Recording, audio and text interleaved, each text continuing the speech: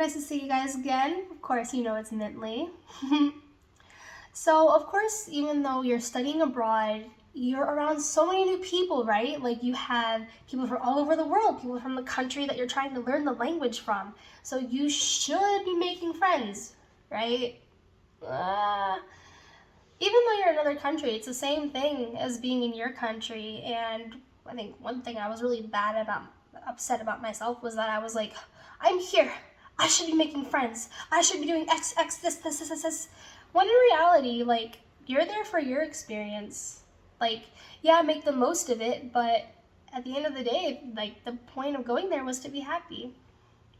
So, yeah, before I got into those tips, that's just one thing I really wanted to emphasize is it's about you, your experience, like, what you want to do.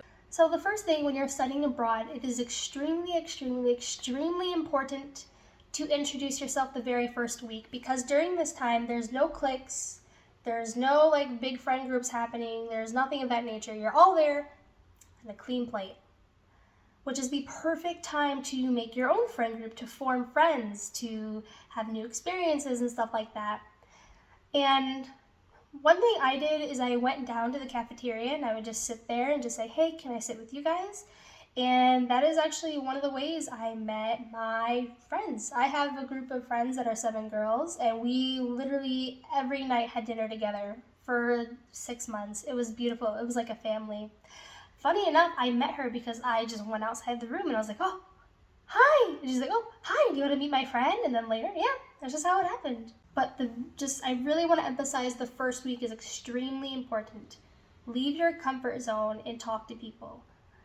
Go out. This is a brand new you. No one knows who you are. No one has any idea of who you should be. You can create who you want to be now. So my second recommendation is joining the clubs. And this one was a little hard in Japan because in Japan there's something called bukatsu, which is like clubs, and then there's circles.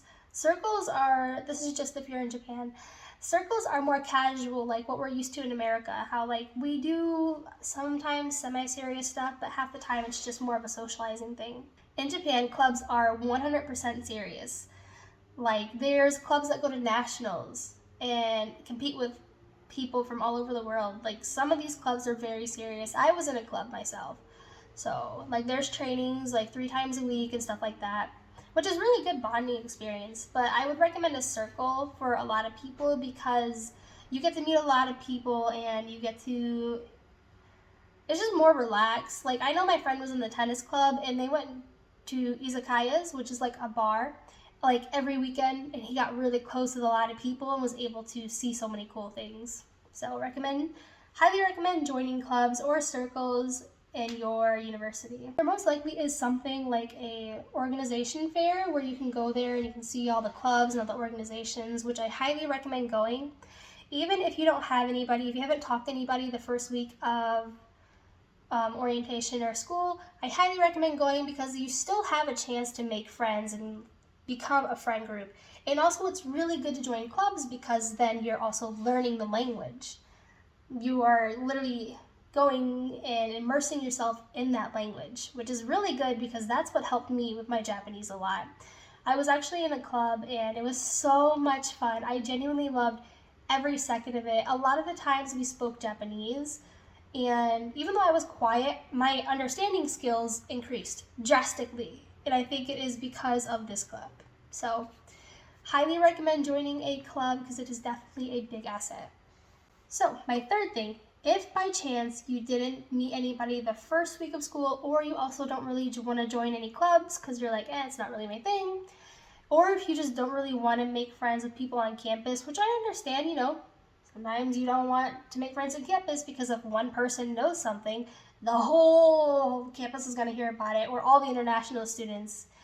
That's actually how it was in my university. If one international student did something, everybody knew. It was kind of like living in a small town. Didn't really like it, but it's part of living. So one thing I recommend is a website called meetup.com. And I actually did that a couple times just because I wanted to leave my comfort zone and I always want to grow and change as a person. And what I did is I would go to meetups that like English, Japanese, language exchange meetups in different parts of the city. And I was actually able to meet a lot of cool people, people that I wouldn't really normally meet in my university. Like I met a doctor, I met a like therapist and stuff like that. And we just sat and played games and talked. And sometimes there's like, because I love board games. I love board games, card games, and that things of that nature. So I would look up meetups doing that. So if you can, I would recommend going up on meetup.com and just seeing some activities you would like to do, whether that is wine tasting, snowboarding, reading, knitting, crocheting, stuff like that, you know? Let's say you don't want to do any of that, which is fine, because you know what? No one has to tell you what to do. There's no rule book. One thing I highly recommend if you don't want to do all that, but you don't want to be lonely, you want to make some friends, is become a regular somewhere. Like, for example, I was absolutely obsessed with bubble tea. Not in Japan, I'm talking about when I was here back home in America. So, I was absolutely obsessed with bubble tea, and I would go religiously every day. Not saying you have to go every day, but just make your face regular somewhere. And because I went to the bubble tea place every day, I kept seeing the same people, and in the end I started to become friends with them, or they would say like, oh hey, you're here again. I'd be like, oh yeah, hey, gotta feed my bubble tea addiction, stuff like that. And in the end I actually made a couple friends that way, and I knew when I went to that place that I had someone that was probably gonna recognize me and I could talk to just for a little bit or hang out with and stuff like that. The main takeaway is make your face known somewhere. Go somewhere where they will say, oh, I know you, I've seen you multiple times.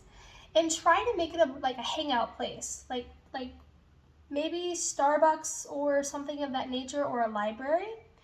But I wouldn't go to like, let's say like a Denny's or something like all the time. I could be wrong, by the way. Like everywhere is an opportunity. There's no like set rules on this.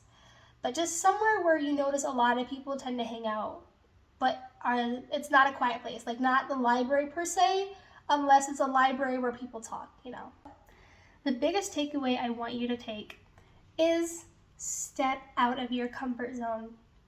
If you want to grow as a person, if you want to make friends, you do have to leave your comfort zone, and I promise you it's so much better than you think.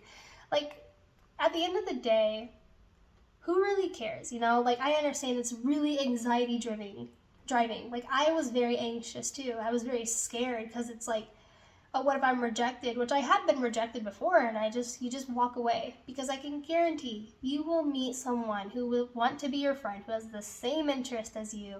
I still have friends from my studying abroad experience in here that I've talked to for a long time, and I plan on talking to for the rest of my life, hopefully.